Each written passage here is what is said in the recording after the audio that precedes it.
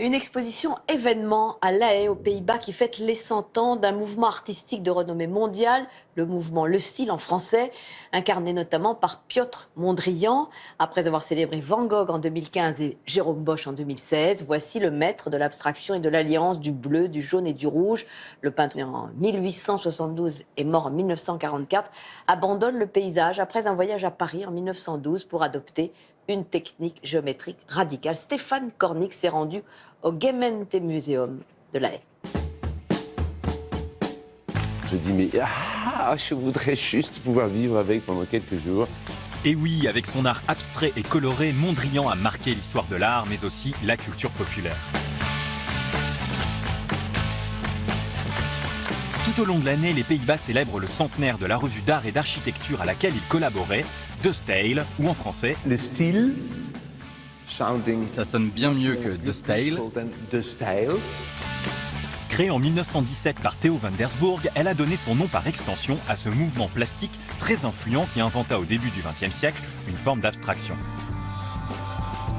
Entrée libre s'est rendue à Amersfoort, ville natale de Piet Mondrian, et au Gemeente-Museum de La Haye, qui conserve la plus importante collection de l'artiste et présente actuellement une exposition sur le dialogue qu'il a entretenu avec son compatriote Bart van der Leck. Mondrian a été formé dans la tradition du paysage hollandais.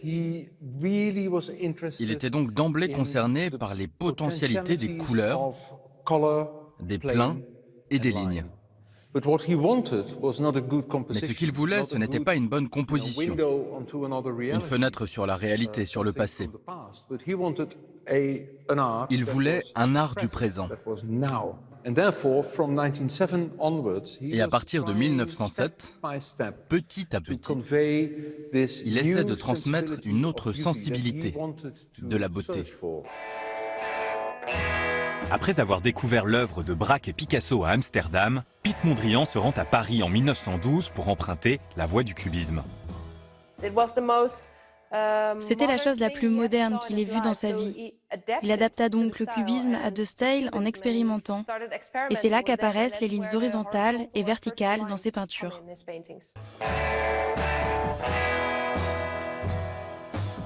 À son retour, il rencontre par l'intermédiaire d'une collectionneuse le peintre Bart van der Leck, avec lequel il va s'employer à créer un nouveau langage plastique.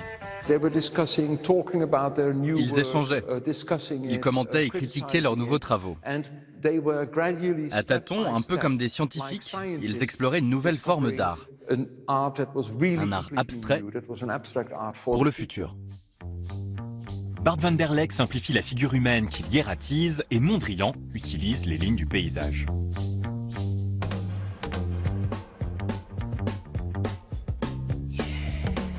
On a l'impression que chaque fois, il déduit les lignes de force, qui sont les lignes horizontales, verticales, pour arriver, autour de 1917, effectivement des structures qu'il appelle composition, même si au début, il y a toujours des doubles titres qui montrent en quelque sorte cet aller-retour entre encore un ancrage dans souvenir des réels, mais déjà un cheminement vers quelque chose qui sera construit seulement des éléments élémentaires auxquels ils vont se rejoindre plus tard les couleurs. Un art abstrait complètement détaché d'une reproduction de la réalité, où les couleurs primaires deviennent systématiquement utilisées. Bart van der Leck a découvert que les couleurs primaires produisaient les images les plus claires et contrastées. C'est ce qu'il produit dans une peinture comme celle-ci, Composition 18 en 1917. Et van der Leck a transmis à Mondrian cette utilisation des couleurs primaires. Couleurs primaires, jeu sur les pleins et les vides, les verticales et les horizontales, ce vocabulaire a immédiatement une résonance dans le design et l'architecture, notamment dans l'œuvre de Gerrit Rietveld.